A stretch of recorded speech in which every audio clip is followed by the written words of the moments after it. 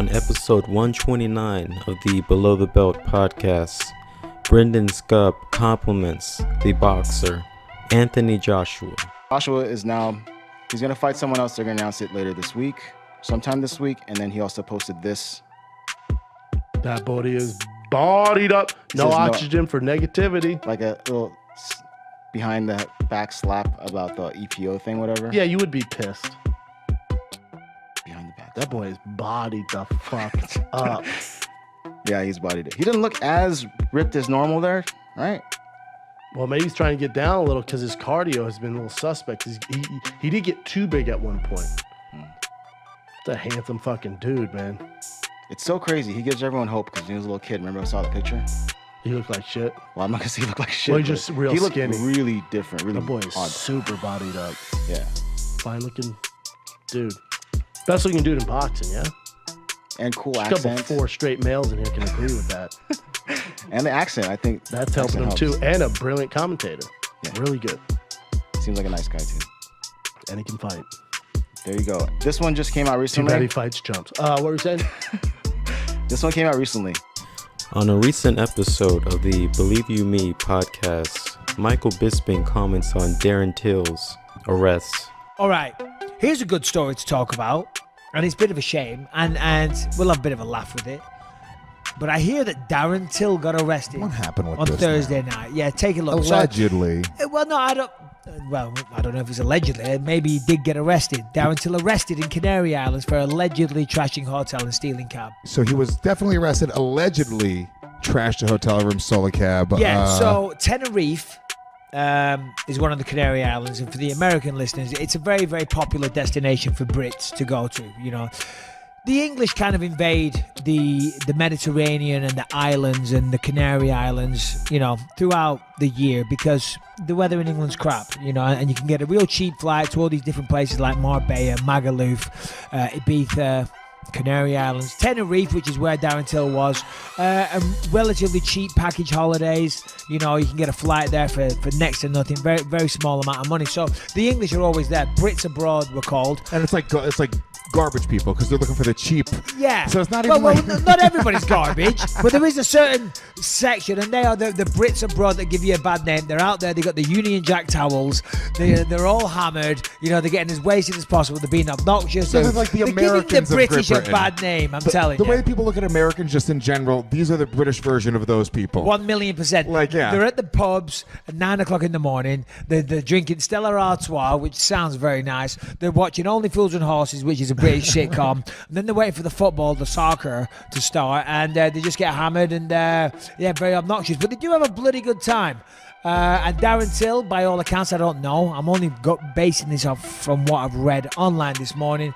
So they're out there, him and his friends from Liverpool. They probably had a bloody good time. Sounds like they had a good night out. They trashed their hotel room and emptied the fire extinguishers. Yeah. Emptied the fire extinguisher. I read this to my wife, and my wife was like, "Oh God, they need to grow up." And I'm like, "Who hasn't emptied a fire extinguisher now and again? Yeah. You ever done that?" Of course. Yeah, come on. I was a kid. Yeah, well, I'm 40 years old. I'm very mature. I don't entertain that type of behavior. But when I was younger, he's only 26, 14 years ago. 26, born in 1992. I remember 92 like it was yesterday. Yeah. He's a kid. Yeah. And he's a famous kid who's a fighter, good-looking dude. We're being consistent. We've said this before about people like Justin Bieber. When you have a young person, he has the mindset of a 16-year-old because he's in entertainment. He's famous. He's been famous for a little while now. He's a fighter. This is not a quote-unquote mature lifestyle to go into. You're going into it as a dreamer. It's like a very, small chances you're even going to make it. So you got to kind of go into this thing with like, nobody's parents would say that's a mature decision. Go be a mixed martial artist with your life.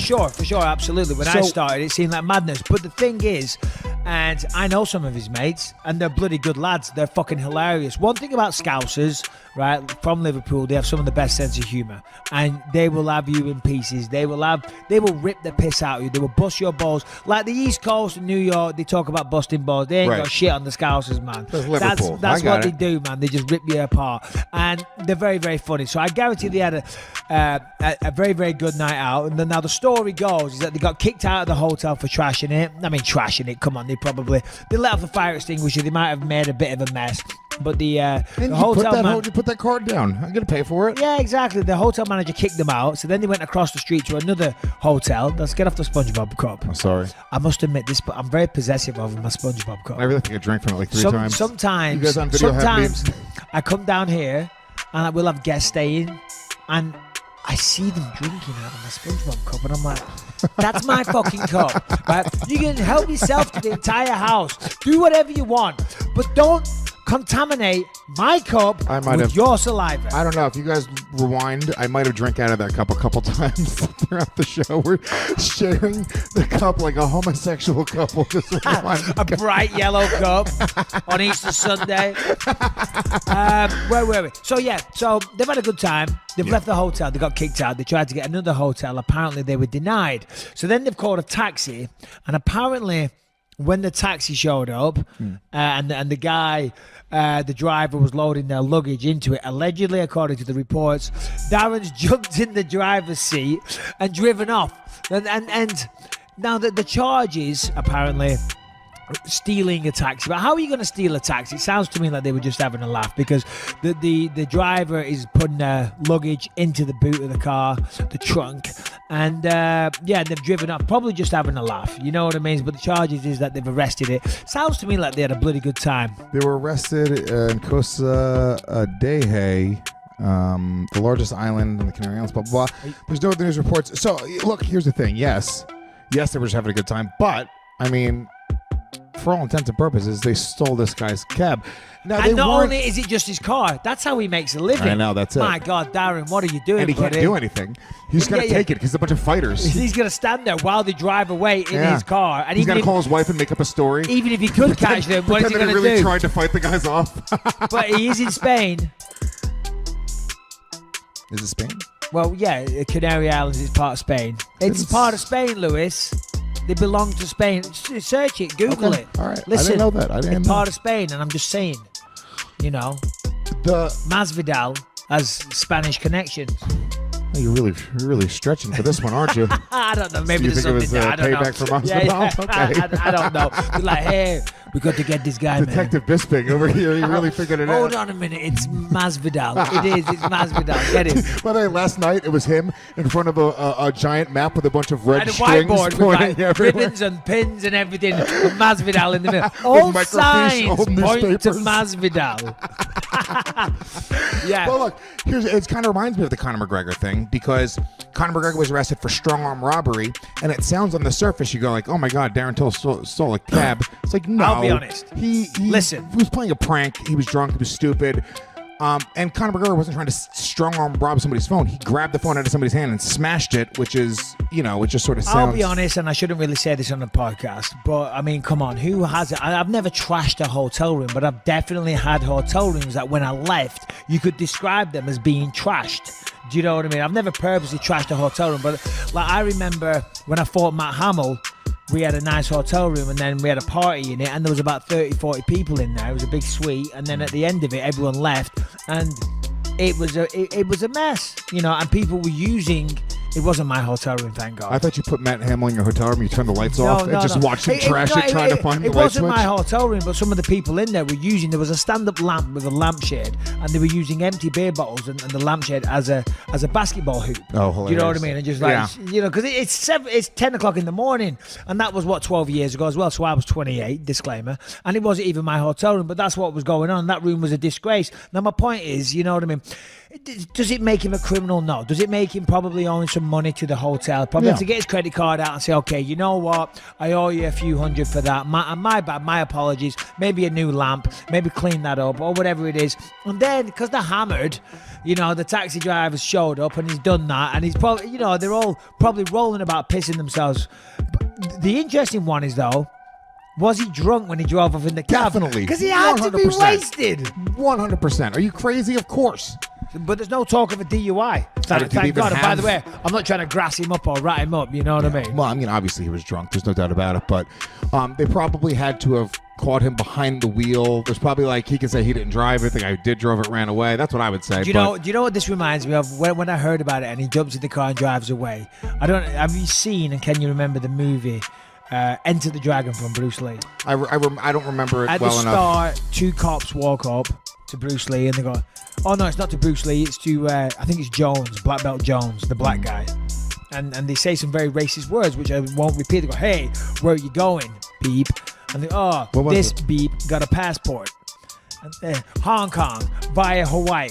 You ain't going to Hawaii. And then, and then he beats them up. And then he jumps in the cop car, turns the siren on and drives off. And that's what I initially thought when I heard of Darren Till jumping in the taxi and driving off. Yeah, you've never seen it, whatever. No, it's all right. Good talk, great talk, good podcast. I'm going to go watch it now. You know, you really inspired me, and I think probably a lot of other people that are out there movie. If you've watching. never seen Enter the Dragon, you know, check it out, because it's a martial arts classic. That's one of the cool things about this podcast is not only do you get this great piece of content, but typically you get a little bit of life advice, and that's just another moment where you get to go out and... You get to see my kitchen. It's pretty fucking great. You get to see Lewis's shiny head. All right, guys. Who doesn't love a good bit of beef jerky? I tell you, when I'm on the road and you're trying to eat healthy, it's a perfect choice. Why? Low in fat, high in protein, tastes delicious, no carbs. It's fantastic. But guess what? There's the best beef jerky in the world out there, but you just need to know about it. It's a family business from California that have been making quality jerky for over 85 years. Of course, Lewis, I'm talking about original small batch beef jerky. It's People's Choice beef jerky. Unlike mass-produced beef jerky, People's Choice beef jerky is marinated, sliced, and cooked by hand. That's right, People's Choice beef jerky is handmade in small batches, so you can really, really taste the difference, Lewis. Oh, believe me, dude. I'm eating right now in my bag. I have the Cowboy Peppered, which is spicy and delicious. It's nice and soft. When you go to 7-Eleven or one of these, when you go to one of these, like a gas station and grab beef jerky, it's always plasticky and hard and chewy. It's awful. Disgraceful. This tastes like real meat. It's delicious. You can taste the family love that they put into this. It's loaded with protein, key vitamins, and minerals. It's a high energy snack, and you can bring it everywhere. That's the best part of all of it is when I'm on the road, I'm on the go. Same thing with you. It's so easy to just throw it in your bag. It's like having a fucking steakhouse in your backpack. Beef jerky? Beef jerky, baby boy. Beef jerky? You want some beef jerky? What movie is that, Lewis? I don't know. What is it? What movie is that? No! Beef jerky? He comes up with these references sometimes. Fucking Trading Places, man. On the end, on the train, when Dan Aykroyd has got the blackface on and he's pretending to whatever. Yeah, but that is not People's Choice beef jerky, right? People's Choice beef jerky is not the ones where you wear blackface. In fact, they don't want you. Specifically, they wrote in the liner notes. It says here, no blackface whatsoever. But if you do want to get involved and you want to support this, and if you want to have the best beef jerky, and I'm telling you, they sent us some, and thank you very much, People's Choice. It's delicious, it's nutritious, and you will know that yourself when you try it. How do you try it, you say? Well, very simple. Go to peopleschoicebeefjerky.com and then use the promo code BYM20. You're going to get 20% off. Now, we've spoken a lot about beef jerky, but this is the best beef jerky you will try. Please try it. BYM20, 20% off. peopleschoicebeefjerky.com. Okay, enough about the jerky. Let's talk turkey. Darren Till, yeah, good for him. I think we need more of that in life, and this is going to sound a little bit weird. More. We need more rock stars, man. You know, you watch the Motley Crue movie? Can I tell you a story? Of course. My brother's stag do, which is a bachelor party. Yeah. Oh my God! See that a B&B kind of got trashed, and it got out of control. And there was fire extinguishers set off. There was all kinds of stuff. But they needed to be set up because you lit the place on fire. But Conrad was in the army at the time, and all his army friends showed up. Oh man! And they were all there, and they were like serious guys, and they were hammered. They hadn't been to bed all night, and then in the morning, then they're demanding their money back from the B&B, saying, "Hold on a minute, we've paid you to stay here. All we've done all night is drink at your bar and give you money over the bar." Mm-hmm. Which they were wrong. Their argument was very, very flawed, but they were hammered.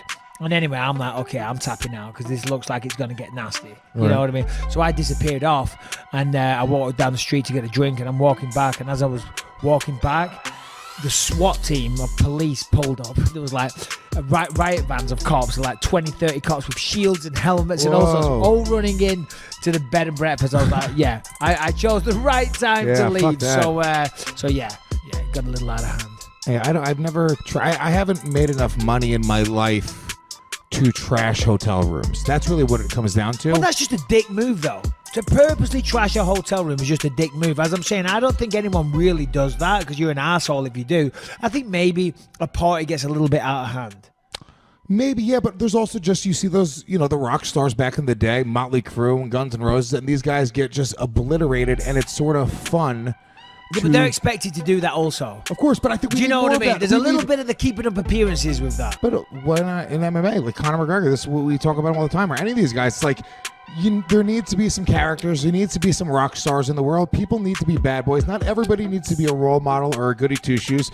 So I love in MMA that there's all of these different personality types, and there should be. Everybody should be represented. It doesn't... in entertainment right now, they seem to only want to represent one type of person. You mean the goody two-shoes, boring bastard that won't say anything even reasonably close to the edge? It's all going to be totally politically correct. Everybody loves everybody. Women are the best. Men are dog shit. Exactly. We're all sexual pests and predators. And other than that, that's we're true. all good. But beyond that, I mean, they have a point there. No, but we're not. But I see what you're saying. These days, to be accepted by the mainstream media and not be criticised or picked at or nitpicked, you've got to be perfect and not controversial in any way, shape, or form. Yeah, I mean, let people go and make mistakes sometimes, and people look at that and they learn from it. On episode 129 of the Below the Belt podcast, Brendan Schaub comments on Darren Till's arrest. In the hotel and spin off in a taxi. Okay. Current reports, after being kicked out of one hotel for breaking furniture, emptying out fire extinguishers, they tried to go to another hotel where they're not welcomed. When a cab came to take them, the group allegedly got in the cab while the driver was loading the truck and sped off. They reportedly later were caught by the police, arrested this morning. So they're out now, or are they still in prison? I don't know if they're out now. God damn it, man. Just a bad look. That's just... I don't know what to tell you, man. It's a bummer. You guys know I like Darren Till. I still think he has a huge future, even though, his last two haven't gone his way. I would assume he's not in the best spirits, man. He's not doing the best after, being knocked out twice, basically, in front of his home crowd. Woodley knocked him out and submitted him. Tough loss for the title. And after that, Masvidal flatlined you. So that's tough as well. It's tough to deal with. The problem is he's a father. He's 26 years old. He's a father. He's a lot more fight left in him. So, you would think, just as a father, you'd grow up. I know me personally. There's some things I'm not going to do anymore as a dad. And I've never been the guy to wreck a hotel. What are you going to do, wrecking a hotel? What is that? What are you doing? What are you, Motley Crue? What are you doing, Till? What are you doing, brother? Hopefully he's okay. Sounds like he's hanging out with a bunch of fucking knuckleheads. So I started breaking hotel shit. My friends were like, dude, what the fuck are you doing? It's going to make the news. What are you doing, man? It's a bad look. You lost 2 fights. Now this. Hopefully he's figuring it out. Hope he's okay, too. If you have not already, hit that subscribe button with its notification bell and leave a comment in the comment box below of what you thought of the video, and tune in for more on MMA News Outlet.